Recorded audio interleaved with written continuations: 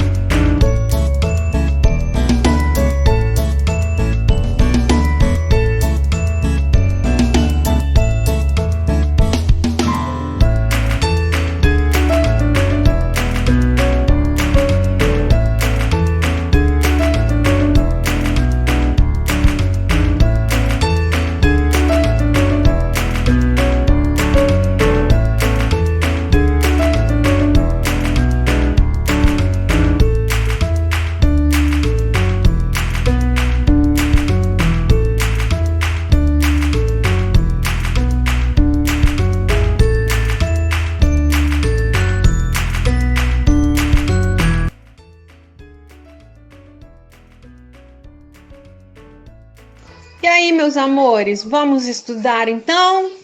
Vamos lá!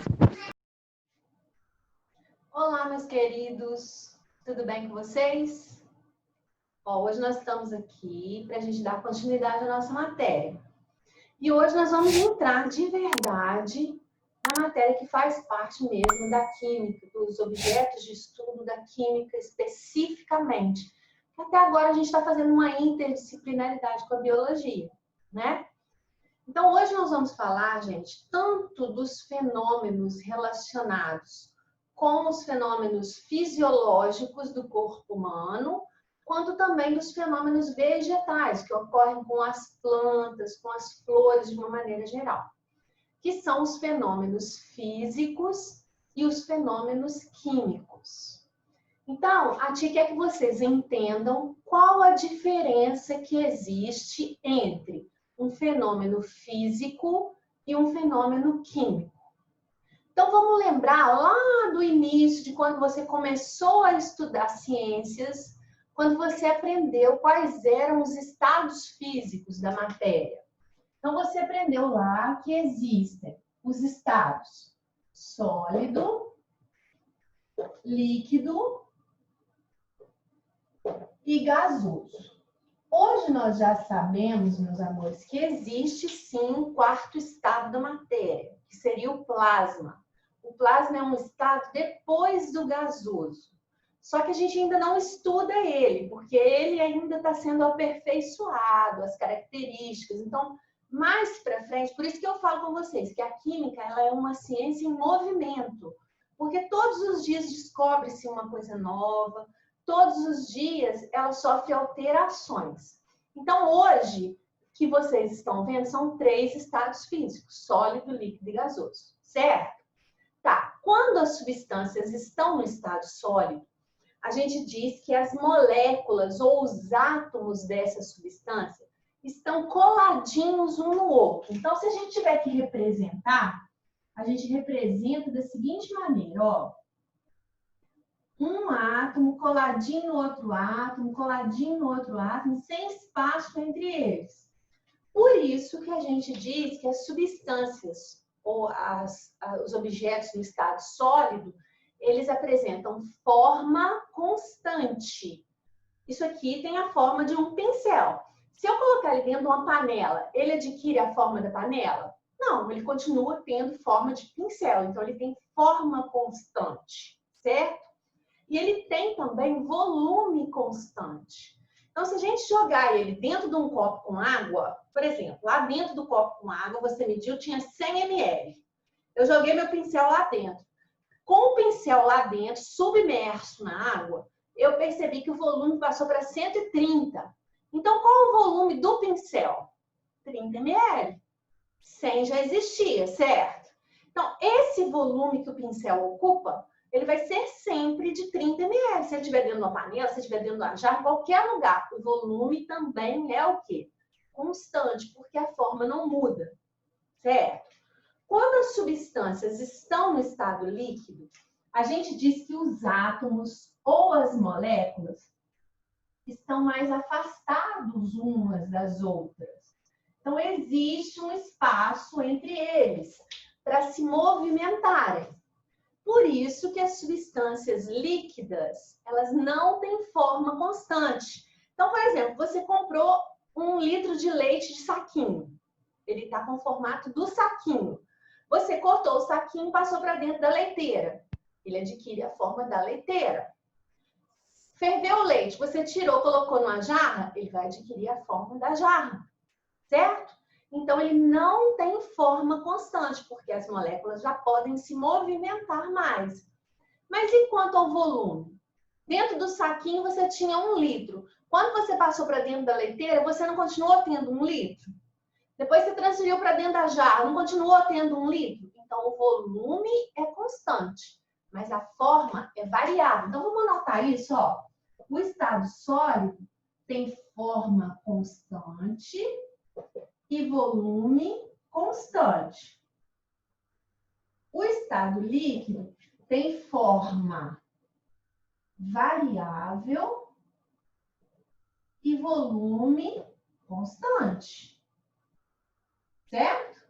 Agora, e o estado gasoso? No estado gasoso, as moléculas estão mais separadas ainda, estão muito longe umas das outras.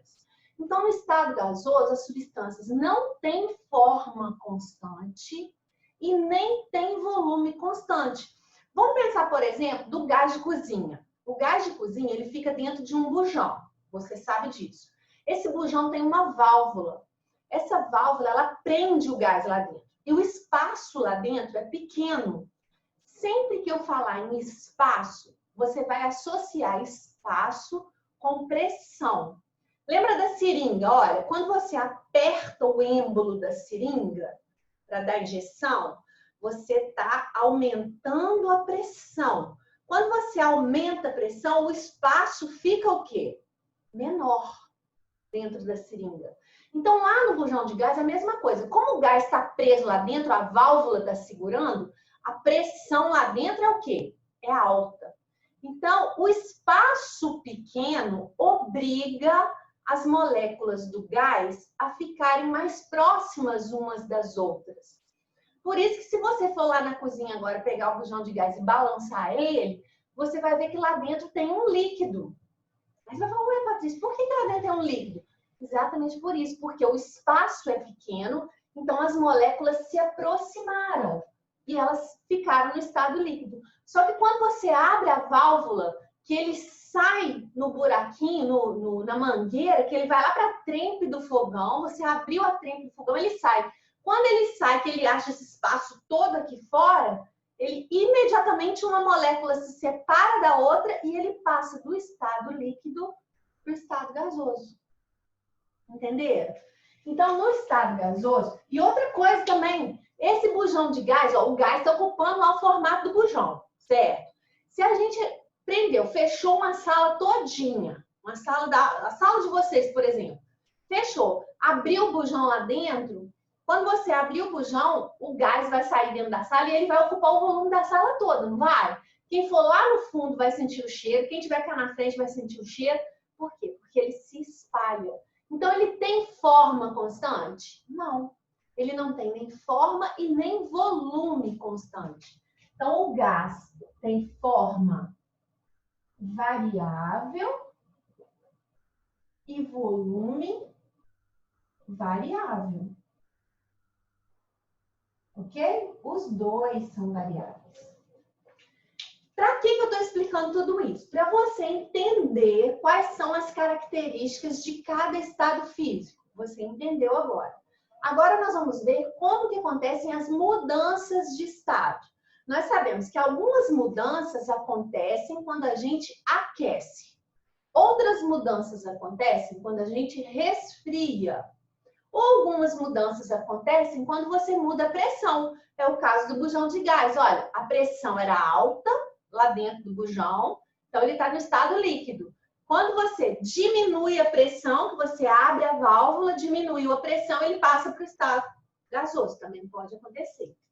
Então, lembra para mim, ó, como que chama a passagem do estado sólido para o líquido? Quem lembra, ó? Chama-se fusão. Então, falar que fundiu um material é a mesma coisa que falar que derreteu. Ele era sólido, passou para o estado líquido. Então, a gente funde ouro, prata, ferro, os metais de uma maneira geral. Para quê? Funde ouro para fazer uma joia. Eu tenho uma pulseira de ouro, eu não gosto dela, quero fazer um anel. Vai lá e funde ela, derrete aquele ouro e faz o anel. Como que chama a passagem do líquido para o gasoso? Olha, chama-se vaporização. Chama vaporização porque está virando vapor. Existe diferença entre vapor e gás? Existe. O vapor é a primeira fase do gás. Então, quando você coloca, por exemplo, uma água para aquecer no fogo, na panela, você vê que quando a água começa a ferver, você já percebeu que você começa a ver uma fumacinha branca subindo? Aquela fumacinha que você vê subindo é o vapor d'água. Aí o vapor d'água sobe, sobe, sobe. Quando chega numa certa altura, você não vê mais. Por quê? Porque as moléculas já se distanciaram tanto que ela virou água no estado gasoso. Você já não consegue enxergar mais. Essa vaporização, gente, ela pode acontecer de 3 maneiras. Olha, pode acontecer através da evaporação. A evaporação é a passagem do estado líquido para o gasoso numa temperatura ambiente. Então, é uma passagem lenta. Vou te dar um exemplo. Roupa secando no varal. Você precisa, por acaso, esquentar a roupa no ferro para ela secar? Não, ela seca na temperatura ambiente. Mas é um processo o quê? Lento. Uma outra maneira de acontecer a vaporização é através da ebulição. O nome já diz, olha, ebulição é com a formação de bolhas. Então, é quando você leva para o fogo e a substância ferve. Ela também vai passar do estado líquido para o gasoso, só que através do aquecimento, da formação de bolhas. Então, a gente chama de ebulição. E a gente tem também a calefação. A calefação é uma passagem instantânea do estado líquido para o gasoso. Tipo, quando você está passando roupa, aí vai lá, cai uma gotinha de água, vai com ferro quente na gotinha d'água, faz tss, e sumiu a gotinha. A gotinha evaporou instantaneamente. O processo chama-se calefação. Mas os 3 tipos são tipos diferentes de vaporização. Então, um é lento, o outro é rápido e o outro é instantâneo, tá bem? E quando a gente passa do gasoso para o líquido, o processo chama-se condensação ou liquefação, certo? Quando eu passo do líquido para o sólido, eu estou falando de solidificação. Eu tenho um processo que eu passo do sólido direto para o gasoso. Vou te dar um exemplo, sólido que passa direto para o gasoso.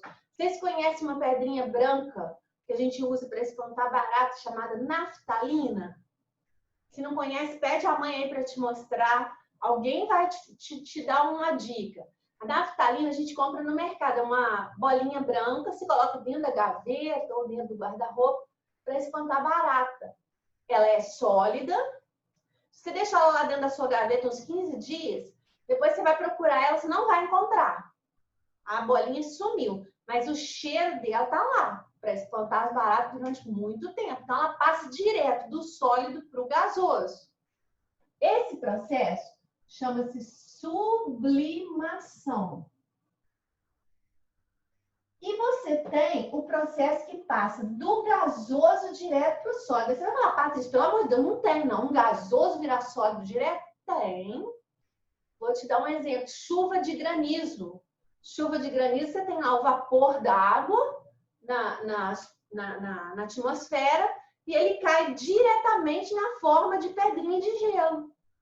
Né? Então, essa passagem chama-se ressublimação. Alguns autores, gente, chamam de sublimação também, tá? Mas a maioria chama de ressublimação. Para que eu falei isso tudo? Isso tudo que está aqui no quadro que eu expliquei são exemplos de fenômenos físicos. Então, um fenômeno físico é aquele fenômeno que não altera a natureza da substância.